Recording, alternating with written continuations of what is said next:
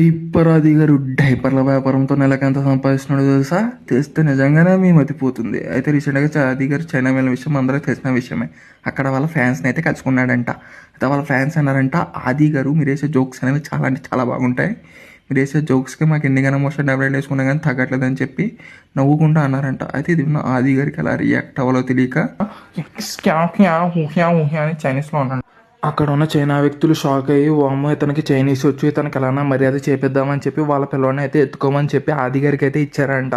అయితే ఆది గారు ఎత్తుకోగానే వాళ్ళ పిల్లోడు ఎప్పుడైనా మొత్తం చినిగిపోయి ఆది గారి మీద అయితే పడిపోయిందంట. అయితే ఆది గారు అనుకున్నారంట, చైనాలో డైపర్లు ఎంత వీకా, ఎంతన్నా చైనా పీస్లే ఇక్కడ ఒక ఫ్యాక్టరీ ఓపెన్ చేస్తే మొత్తం మనం చైనా నేలేయచ్చు అని చెప్పి జబర్దస్త్లోకి వెళ్ళిన పైసలన్నీ తీసుకొచ్చి అక్కడైతే డైపర్ల ఫ్యాక్టరీ అయితే ఓపెన్ చేయించారంట.